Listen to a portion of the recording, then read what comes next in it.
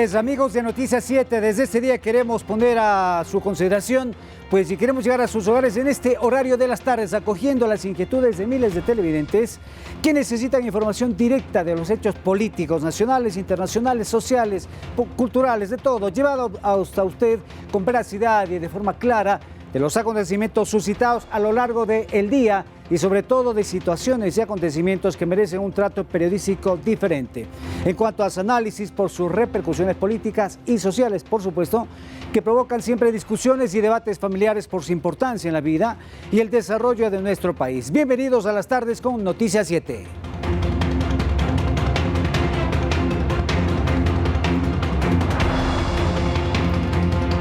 Y a esta hora, cuando estamos ya a las 16 horas con un minuto, pues vamos a ver una panorámica de la ciudad capital. 21 grados centígrados, temperatura en Quito.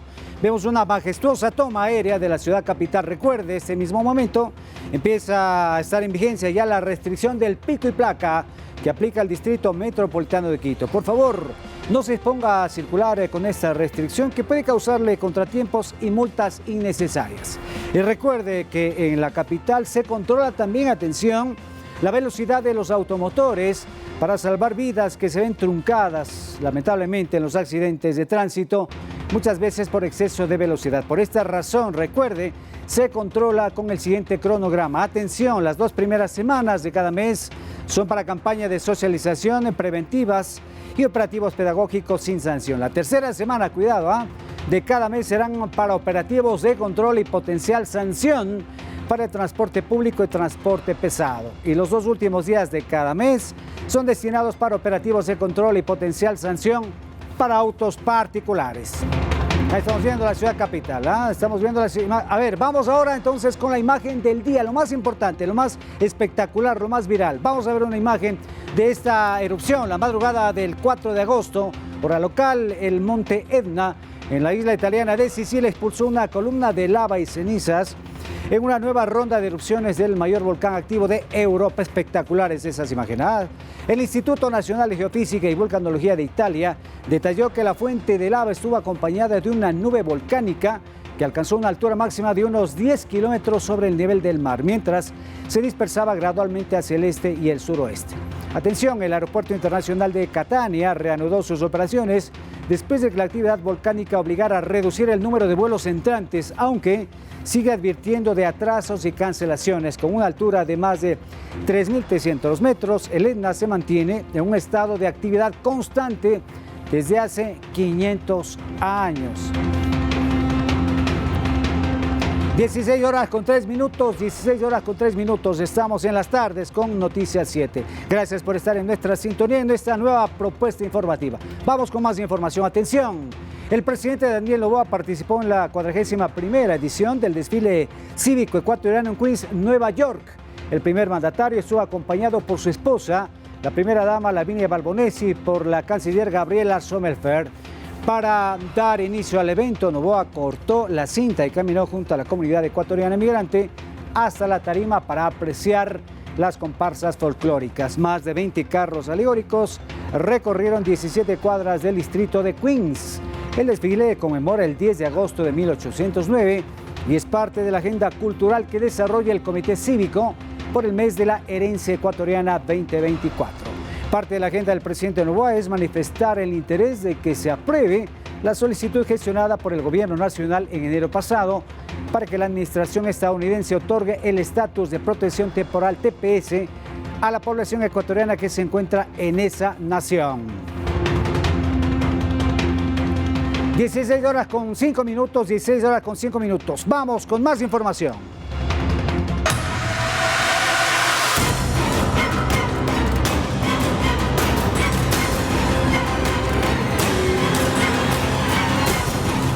Guerra contra el terrorismo. Atención, continúa el balance en positivo de las autoridades que integran el bloque de seguridad. Atención, a escala nacional, desde el 1 de enero al 4 de agosto las muertes violentas se redujeron en un 19%, es decir, 843 asesinatos menos que en el mismo periodo del 2023. Otro dato positivo, según el balance de las autoridades, hace referencia a que el cometimiento de femicidios se mantiene con tendencia a la baja. Desde el 1 de enero al 4 de agosto se contabiliza una disminución en un 13%. De su lado, el jefe del Comando Conjunto de las Fuerzas Armadas, Jaime Vela, dio a conocer este lunes que la intervención militar a escala nacional entre el 5 de junio al 4 de agosto se centró en la ejecución de 6.774 operativos. Solo en Durán, provincia del Guayas, desde el 7 de julio al 4 de agosto, se han ejecutado, atención, más de 700 intervenciones en las zonas más complicadas del cantón guayasense. Respecto a los últimos asesinatos en Manta, el director de investigaciones de la policía, Freddy Zarzosa, manifestó que se trata de muertes selectivas por disputas entre organizaciones terroristas. 16 horas con 6 minutos, 16 horas con 16 minutos. A 250 millas náuticas de la isla San Cristóbal, en Galápagos, las Fuerzas Armadas interceptaron una embarcación con 3 motores fuera de borda. 3 tripulantes, 2 de nacionalidad ecuatoriana y un colombiano, además de 57 bultos de igual tamaño y uno de menor tamaño con presuntas sustancias catalogadas a fiscalización con un peso estimado de 2 toneladas. Según el bloque de seguridad, este es un golpe a los grupos narcodelictivos de, atención, 63 millones de dólares. 16 horas 7 minutos, 16 horas con 7 minutos. Vamos a revisar más noticias, vamos con temas electorales. Atención, hay información muy importante.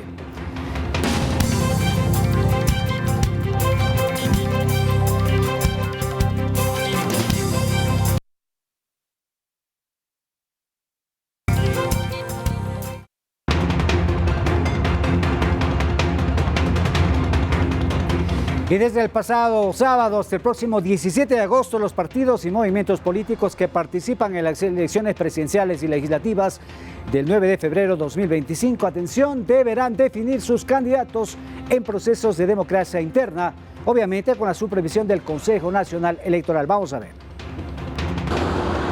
Según el cronograma aprobado por el Consejo Nacional Electoral, en este mes se deberán definir las candidaturas para presidente o presidenta, y vicepresidente o vicepresidenta, así como para asambleístas nacionales, provinciales y parlamentarios andinos.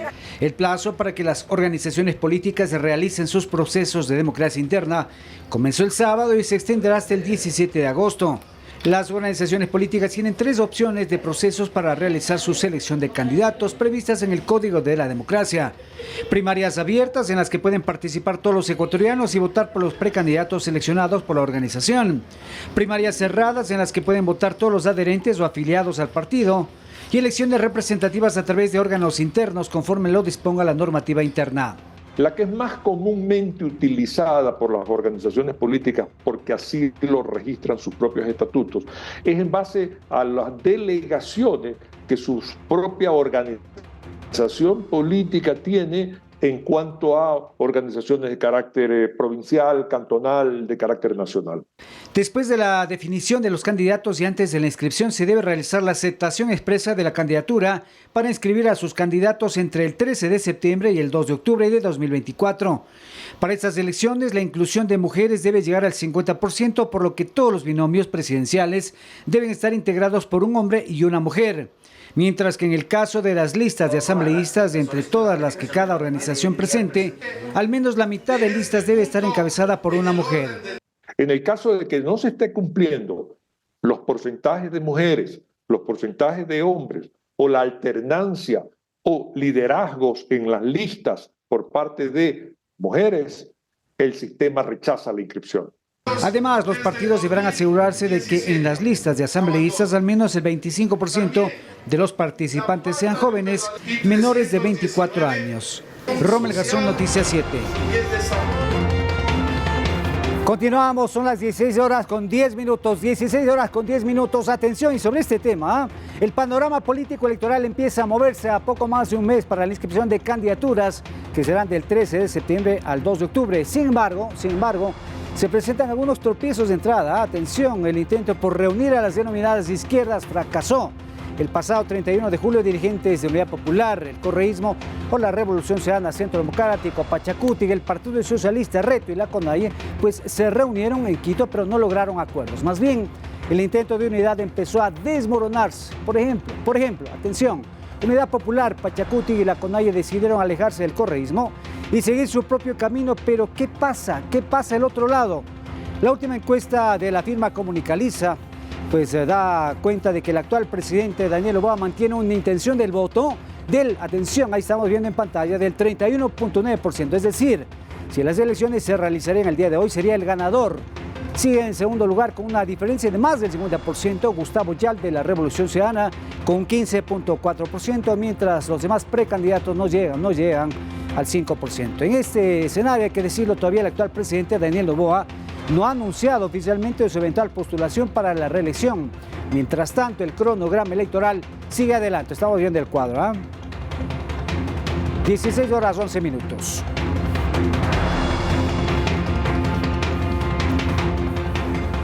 Muy bien, vamos a hacer una primera pausa. Aquí 16 horas 11 minutos, 16 horas 11 minutos. Atención, cuando regresemos, la barcaza turca de generación eléctrica contratada por el gobierno ecuatoriano llegó al país este 4 de agosto. El navío zarpó de aguas panameñas el pasado viernes 2 de agosto, pasadas las 10 horas 30, y ya se encuentra en aguas ecuatorianas. Vamos a una pausa y regresamos con más aquí en las tardes con Noticias 7.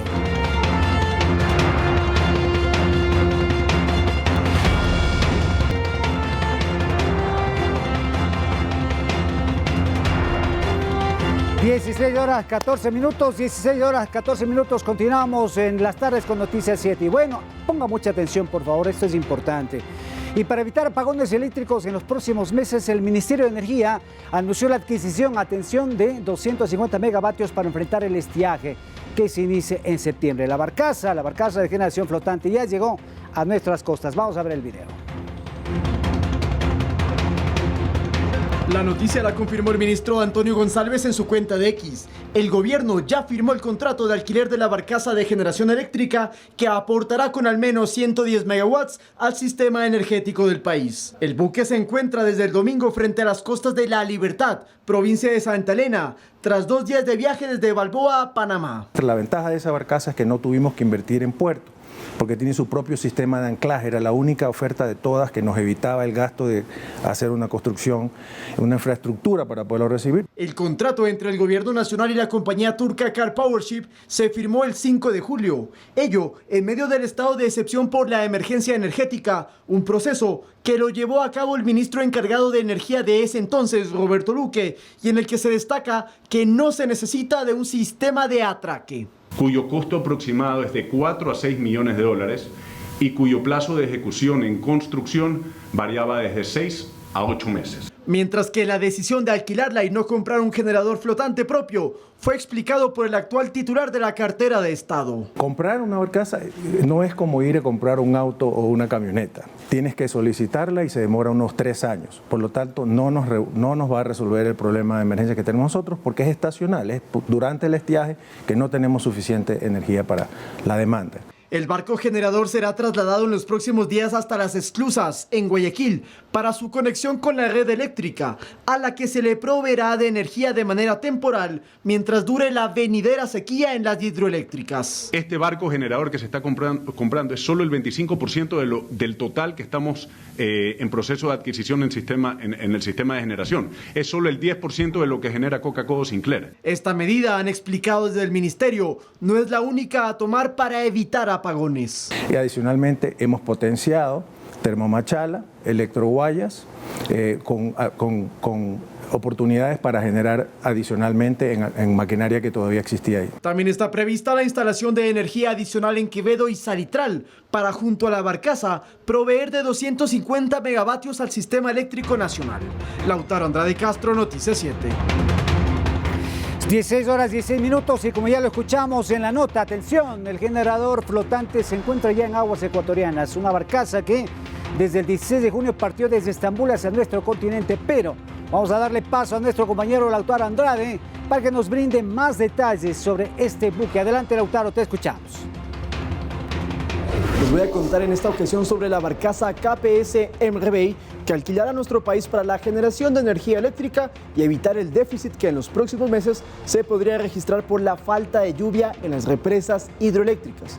Entonces, esta embarcación tiene 23 años de vida, la construyeron en 2001 y originalmente era un buque de carga Como vemos en la gráfica, mide 179 metros de largo y 24 de ancho, y actualmente su bandera es de Liberia, una nación africana, pero pertenece a una compañía turca. ¿De qué se trata? Car Powership, que es una empresa subsidiaria del holding turco Karadeniz, un grupo que se ha dedicado a proyectos energéticos desde hace 30 años y cuenta con una flota de 40 embarcaciones que todas en conjunto pueden proveer 7.000 megavatios en donde se encuentren. Y su presencia es global, ha estado en 17 países de 4 continentes para entregar energía limpia.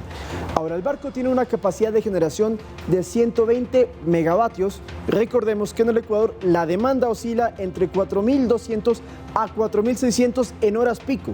Y en el caso de que Coca-Cola Sinclair, que genera 1.500 megawatts, no esté operativa, el déficit en septiembre por la falta de lluvia por el estiaje sería aproximadamente 475 megavatios. Por eso sirve la generación de esta barcaza junto a otras medidas que ya está analizando el Ministerio de Energía. Adicional a la barcaza, en agosto se encenderán 37 motores de generación térmica y en septiembre, ya con el estiaje, el sector privado proveerá de energía propia a la red nacional a cambio de compensaciones, al igual que se planea comprar electricidad a Colombia. Todo esto con el fin de evitar lo más posible apagones en un futuro cercano. Esperamos que les haya quedado bastante claro cómo funciona la barcaza y lo que se está haciendo para tener energía eléctrica. Volvemos al estudio principal. 16 horas 19 minutos, 16 horas con 19 minutos ya. Porque es muy importante esta noticia, pongan mucha atención, porque de lo que vemos se están tomando las previsiones del caso para enfrentar lo que se viene. Atención, un nuevo estiaje, incluso se ha dicho más fuerte que el del año pasado, que provocó, todos recordamos, estos racionamientos de energía. Ecuador tiene, atención, una capacidad instalada de 6.500 megavatios, pero la potencia máxima que operó el año pasado fue de 4.811 megavatios en diciembre de 2023.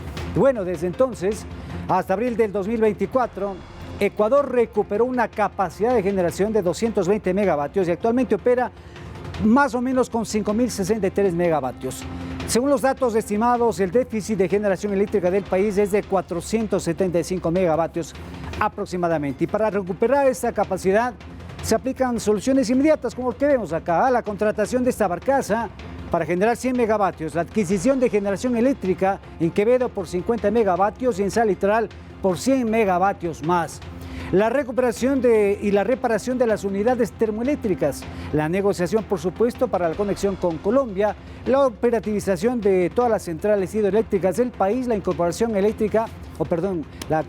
Eléctrica del Ecuador prevé recuperar la generación eléctrica de 463.7 megavatios hasta el año 2026. Acciones concretas que se vienen tomando para enfrentar lo que se viene, lamentablemente, un nuevo estiaje en el país. Bueno, 16 horas con 20 minutos, una pausa y al regresar, toda la crisis venezolana que afecta no solamente a ese país, sino a todo el continente. Ya venimos.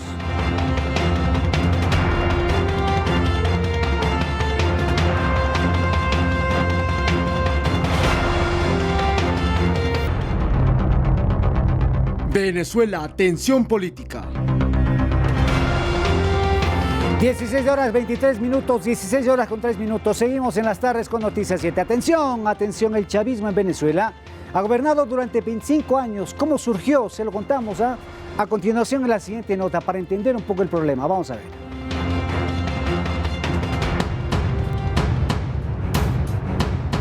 Venezuela.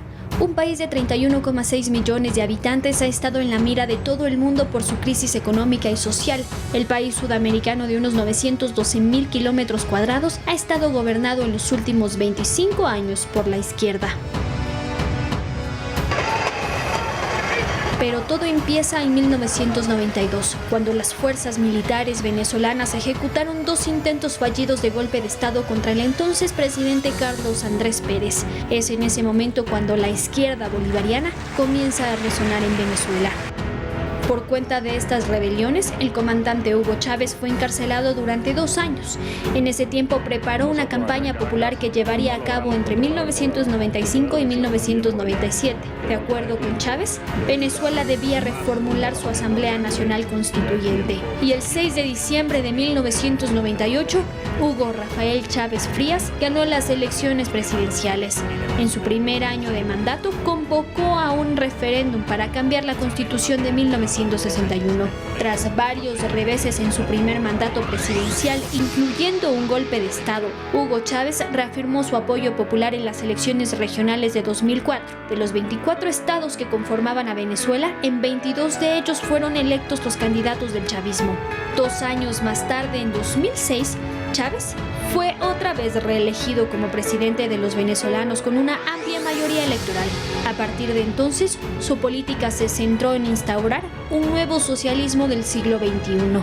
En 2012, Hugo Chávez, luego de una fuerte campaña por Sudamérica, fue nuevamente elegido presidente de los venezolanos para un tercer mandato. Sin embargo, aquejado por su cáncer de pulmón, Hugo Chávez murió en el 2013 y dejó a Venezuela en manos de su sucesor Nicolás Maduro, quien en ese entonces era el vicepresidente de ese país. Maduro actualmente es el presidente venezolano y asumió un segundo mandato el 10 de enero del 2019, el mismo día que la Asamblea Nacional Opositora le desconoció como presidente, alegando que usurpaba el poder tras haber ganado una elección convocada fraudulentamente e ilegalmente. 5 años después, en el 2024, Maduro busca la reelección por tercera vez con una intención del voto del 14,66% en las elecciones presidenciales este 28 de julio.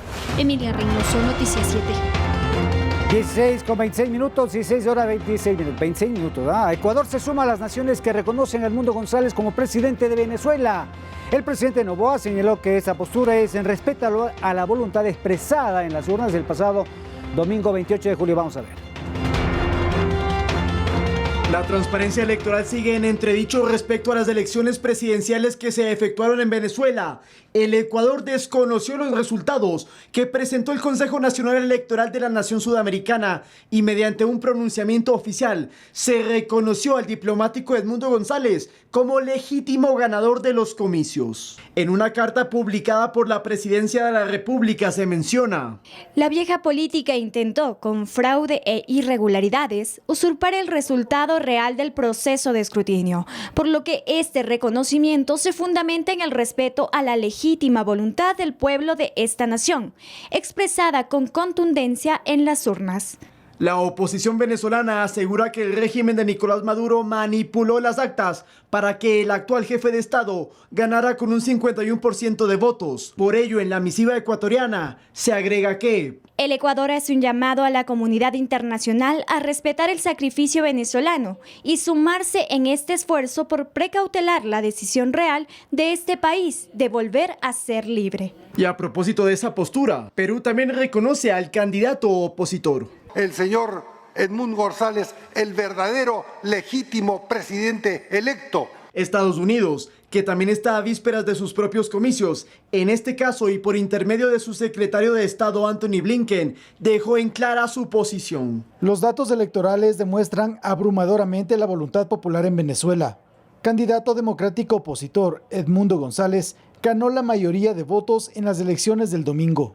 Venezuela votó y sus votos deben valer. Otras naciones como Argentina, Uruguay y Costa Rica hasta el momento también reconocen al ex embajador como triunfador de los polémicos comicios, mientras que Brasil, Colombia y México emitieron un comunicado conjunto en el que le solicitan al CNE venezolano que dé a conocer los datos desglosados por cada mesa de votación, sin reconocer aún a Nicolás Maduro como presidente. El gobierno boliviano de Luis Arce es el único que sí considera que Maduro ganó su segunda reelección consecutiva. La OEA, por su lado, critica una demora de 5 días por parte del órgano electoral venezolano para publicar las actas, por lo que la Secretaría General de la OEA, liderada por Luis Almagro, propuso la designación de una comisión de expertos en el sistema multilateral para comenzar la verificación de manera absolutamente inmediata. Esto luego de que la propuesta ecuatoriana de convocar a una sesión extraordinaria de la OEA no concluyera con una resolución conjunta por la falta de votos. Lautaro Andrade Castro, Noticias 7. De despedir, el Ecuador y la mayoría de países latinoamericanos pues están por el respeto a la democracia, la voluntad popular y también la libertad y la paz en Venezuela. Así estamos todos, 16 horas 21 minutos. Para cerrar, vamos a las cámaras del ECU 911 en la ciudad de Guayaquil. Atención, tecnología al servicio de la seguridad, un compromiso con todos, bienestar con todos los ecuatorianos. Bueno, ahí estamos viendo una imagen del norte de la ciudad de Guayaquil a esta hora, 16 horas con 30 minutos. Estamos despidiendo. Un saludo a la perla del Pacífico, sol también, sol espectacular en la capital, en el puerto principal. Así es que, bueno, saludos desde acá. Recuerde que puede seguirnos en nuestras redes sociales, Ecuador TV, también el Telégrafo Digital y por supuesto en la radio pública. Nos despedimos hasta el día de mañana. Felicidades, Ecuador.